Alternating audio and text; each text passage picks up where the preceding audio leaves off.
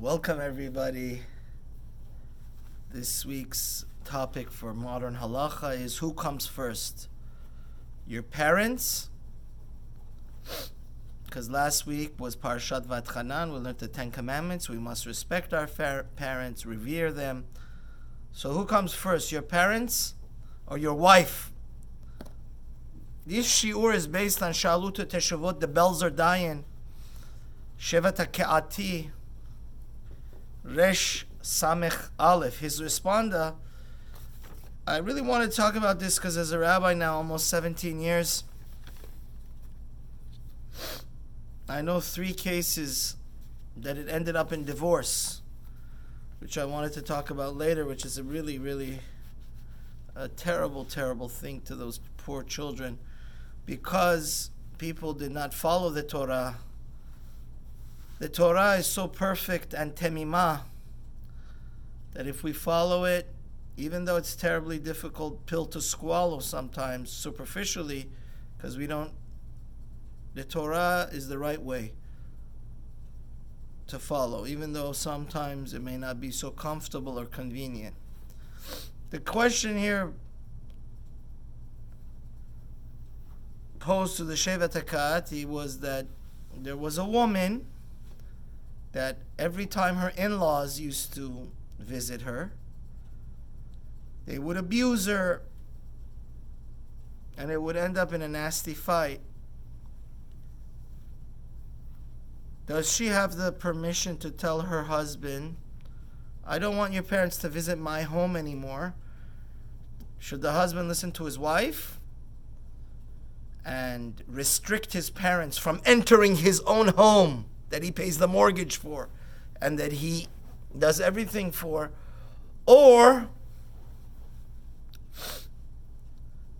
does he tell his wife, fly a kite, my parents are visiting, whether they antagonize you or what, it doesn't make a difference because they're my parents and they're like godly figures to me and they're the 10 Commandments. So it's so eye-opening. We have to learn Maimonides, the Rambam, in Hilchot Ishut, the prince of the Talmud, the greatest of all Sephardic sages. The Nesher HaGadol deals with this in chapter 13, Hilchot Ishut, Halakha 14. He says very clearly, if a woman tells her husband, V'chen hi she'amra en retzoni she'yichnesu etzli mech v'achotech. If a woman tells her husband, I do not want your sister and your mother to visit this home. I don't want to be neighbors with them. I don't want to live with them in their close proximity and share a common area like backyard with them. Because they antagonize me and abuse me, verbally abuse me, emotionally abuse me. Guess what? The very simple answer to our question here is you listen to your wife. And the reason is very simple. We are not Christian, Baruch Hashem. The Gemara over there in Bava Metzia, if you're in the middle of a desert and there's only one glass of water left, you have to share it with your friend. Both of you will die.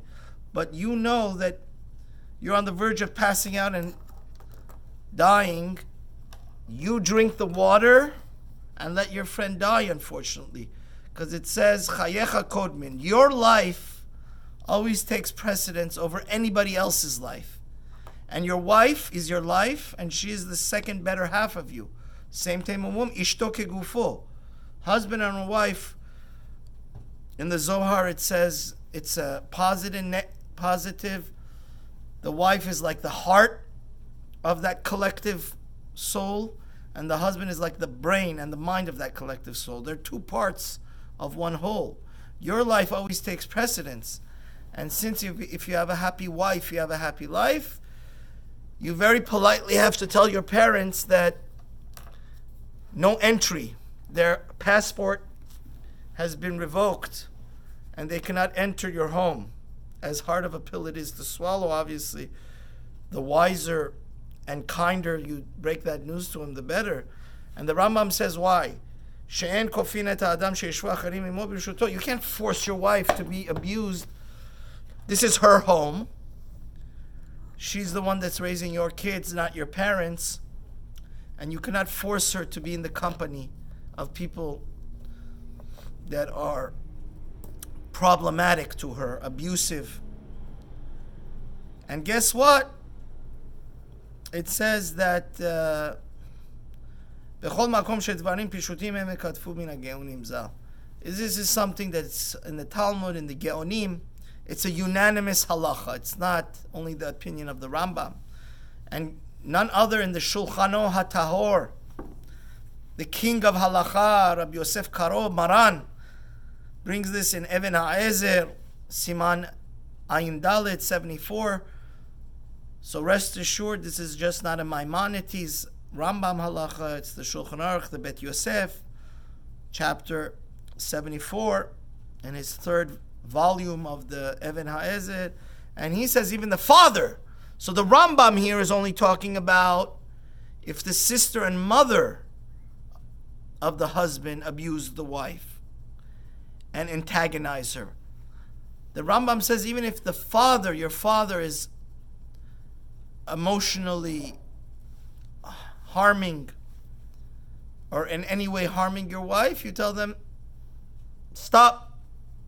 Thank you very much. I'll come visit you, but you cannot visit here. Which is a tragedy why some people don't have the common sense to live with each other, but that's why we really need to pray for shalom. Now, the Mefarshim asks a beautiful question here, the Bet Meir, one of my favorite achronim. My Rebbe Rav Kolevsky, we use, he's just talk the Bet Meir, the Stipler brings by Mipihem velo mipni tavam, the Gemara there in Gittin about Elim. But be that as it may, the Bet Meir, one of the brilliant commentaries on the Shulchan Aruch and the Pitchei Teshuvah say, why does not Maimonides bring this in his halachot, the Rambam, that even the father is included in this law, that if he's abusive, he's not allowed to come into your home and antagonize your wife. So he says, Mishum desover de minastam ne'emanut shemar'in la. We know the Gemara in Yevamot says there's a natural tendency of hatred between a mother-in-law and her arus, her daughter-in-law, and the same way sister-in-law, because and it has halachic ramifications whether they're allowed to be witnesses to establish if the other one is allowed to get married or not in case of the tragic demise of a husband. That's a sugya in Yevamot. But actually, father-in-laws very much usually like their daughter-in-laws like a daughter, but the Rambam doesn't necessarily argue on this. It's just saying the commonality of the case. But if the wife says beyond any shadow of a doubt very clearly that her father-in-law is abusing her, she can't take him because that's the halacha. And if you listen to this advice, you'd be saving yourself. This is not something worth getting divorced. You could always go visit your parents. And unfortunately, because of your wife's emotional, psychological well-being, they cannot visit you. Now the Ramah very wisely brings a caveat to this, because it's kind of like saying, who do you love better, your wife or your children, your father or your mother? This is a terribly difficult decision to make. On one hand, your parents raised you, you owe so much to them, and it's a hard pill to swallow to ask them not to visit you. So the Ramah says, if this comes to the Jewish court of law,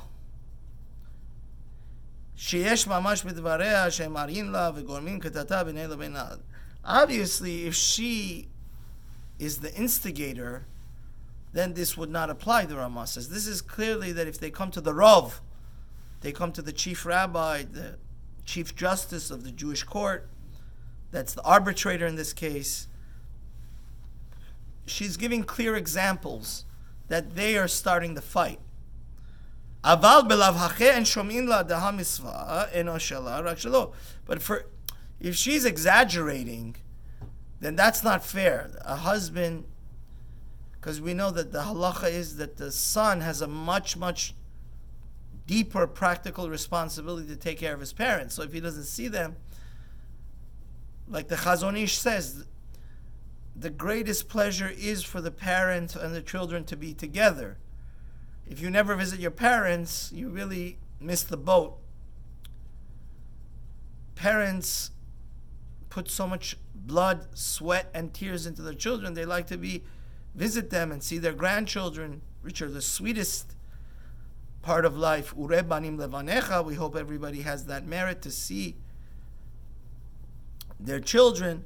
So the Ramah says that this is not so thing that we just, say to parents to take a hike. And actually there's a tradition that the Jewish court would take somebody that's a very, very trustworthy, upstanding, and one of the wonderful leaders of the community, people that everybody trusts, and will put them in the house to see who exactly is starting the fight. And if it's like she's saying, her parents, your parents, the husband's parents are nasty people, then you get what you pay for. They cannot enter the house. Your wife has the most important job in the world, is to raise wholesome and wonderful children. And we need to support the women, which are the source of all the blessing in the house, all the success, all the holiness, all the blessing of the house is because of the wife. And if she's not exaggerating and she's not causing the fight, then she would be right in her decision of asking her husband not to let the parents enter. Now, I want to say the Belzer Dayan says, he says you don't need to go to a court or go to the rabbi and have a third person independent auditor sit inside the house when the parents visit to determine who's starting the fight. If both the husband and wife are in agreement, right, common sense, the husband admits to his rabbi or to the arbitrator that's trying to make peace in this case that, yes, my parents instigate the fight, then it's very simple that no necessity to cause more shame and publicize this very tragic course of events, that family which are blood, connected through blood with each other, can't get along. This would not require, you would not need to go to the Ramah steps. It's just very simple. The parents have to, their passport is revoked and they cannot enter the house. Now, the husband, if he's a wise person, he could take his children and the parents could see the grandchildren, and hopefully they'll behave when they see that there's consequences for their abusive and ridiculous activity. Now,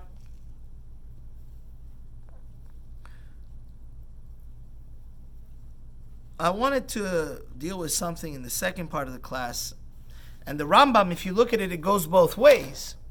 It's not just, right, fair is fair. Let's read the Rambam. We only quoted the second half of the Rambam in Halacha 14, chapter 13. If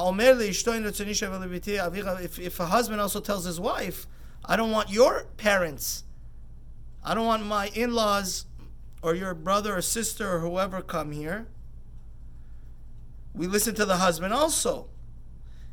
And this is such a golden rule to know in life, that husband and wife always need to back each other up.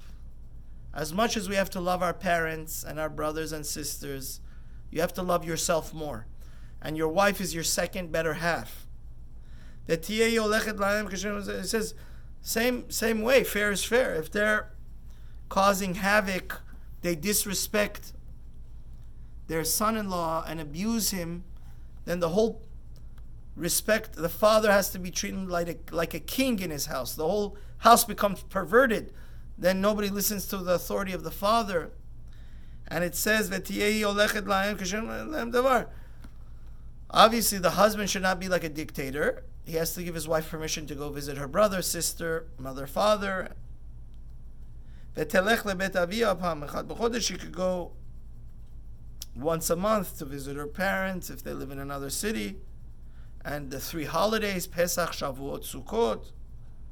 ולא ינכסו להם לה. But if they're abusive and being not nice to their son-in-law, then their passport also gets revoked to come inside. כגון חולי או לידה. Unless it's like an emergency question, then the husband needs to be prudent. And if his wife is about to give birth or she's sick, then she needs her mother by her side. Parenthetically, people really do need to cut that umbilical cord and not to make their children's lives miserable by trying to dechalat, to run their life. They are independent adults now. Let them decide and create a beautiful, we hope, a Garden of Eden type of life that they love and cherish each other. And don't destroy your children's life. I've known 3 cases that personally, and it's so bitter because the children are the one that get the short end of the stick. Their life, parents that are very, very, very foolish go and destroy the life of their children. And from the first day, we hope everybody has the wisdom to start off the relationship with their daughter and son-in-law on a good foot, so it continues that way forever and ever, and we don't have to even deal with this case that we're dealing with right now. And it says the same way. It's your house. It's the husband's house. In the end of the day, you can't force people that he doesn't like to come inside of there. Now, the second half of the class, we wanted to deal a little bit with what's the woman's. We learned that the Shulchan Aruch says very simply that if a woman and man, they have the exact same obligation to their parents, but when a woman gets married, she has an overwhelming responsibility to her husband and children for that matter. So it says, we look at the Shulchan Aruch, Reish Mem, Ha'isha ve'ish shavin rak bechavod. So it says that, obviously, like we said, the woman has the exact same obligation and responsibility to revere and honor her parents, just like her brothers, just like any man. But when she's married, it's just not possible. The Shulchan Aruch says, En biyada la'asot. Because again, your home and yourself, your husband and children take precedence.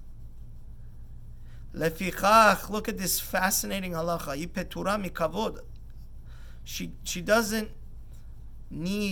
not have any obligation to respect them. And what does it mean, respect? Go feed them, take them to the doctor, bathe them if they can't. Because the halacha is very clear. Now I saw something so beautiful. There's this wonderful sefer by Rabbi Yonah. It's called Sefer More Horim V'Kibudam. Revering your parents. He has a lot of shimush from Rabbi Eliashiv Zatzal and Chacham Ben Zion. And again, he writes in chapter 7, practical halacha sefer, a married woman is absolved, exempt from respecting her parents because she has to take care of her husband. Everybody knows behind every successful man is a strong woman. And make no mistake, ladies and gentlemen, the goal to be successful in life is to use your common sense and prioritize. And the Torah is full of prioritization. And what we're learning today is that your parents are amazing, valuable people. You owe the world to them, but your own life always takes priority. But it says, of course, if the husband is supportive for her to take care of her parents because she's using her common sense and balancing her priorities, then for sure she should go. It's 10 commandments. It's the backbone of the Torah to always be accompanying your parents and feeding them and bathing them and taking them where they need to go.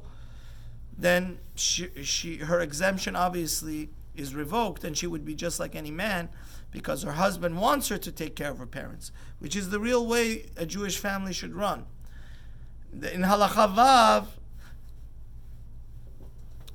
Rabbi Yonah brings something, and I'm so happy I got the Otzar HaChachma, this CD-ROM. It has 85,000 books. I got the Emet LeYaakov, Rabbi Yaakov Kamenetsky, my Rebbe's grandfather-in-law. He brings a beautiful diuk. He says, if you look in the Shulchan Aruch in Yud Zayin, it says a woman, it talks about revering and fearing, and then when it says a woman is exempt, it only talks about what? She's only exempt from honoring, but reverence, which is a whole another set of halachot, it stays in its place. Just because a woman is married doesn't mean that she doesn't need to revere her parents. She could just contradict them or not get up when they come into a room. And this is what Rabbeinu Yonah brings over here in his Sefer. He says, "Ma sha'amru she'isha petura ze rak aval mora." She still has to revere them, whether she's married or not married. No difference. The same laws stay in place. And the only reason was that if she the whole day's taking care of her parents, she can't cook food, and that's going to cause shalom bayit, the peace of her home, to go up in flames. That's why. But to revere them, you revere them. Those laws don't change just because she's married.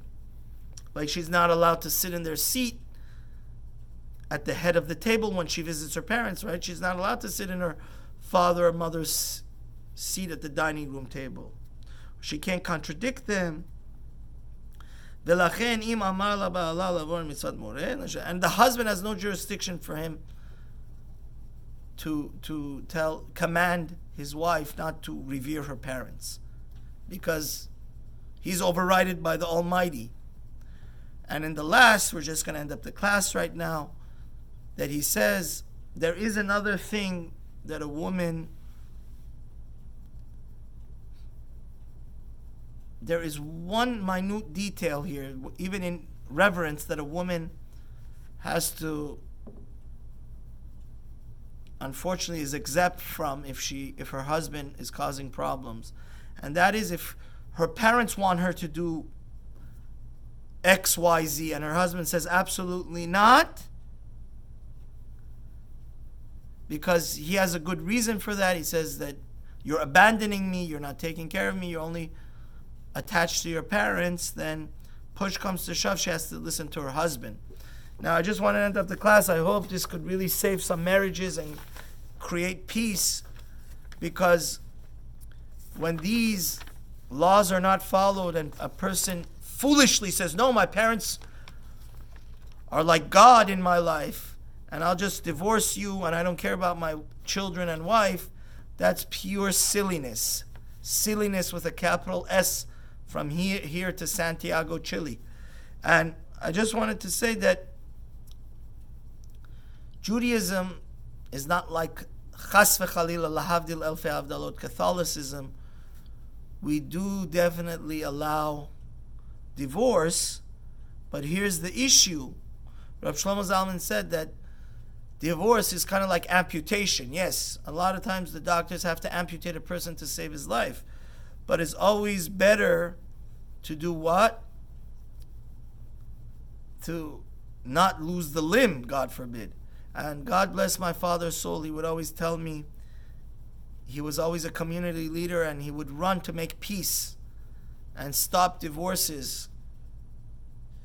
Really, really, I miss him so deeply. And he would always tell me these parents are fools that want to destroy their children's lives. He said a child is like a little baby pigeon. There comes a time where the mother has to let the pigeon fly away and create its own nest. So parents have to always know that the number one priority is their children should become happy. May there only be peace in all the homes. And we never need to even hear of such questions. But as we know, what's the difference between in-laws and outlaws? It's just a joke. At least one of them are wanted. Have a wonderful day, and don't forget to subscribe.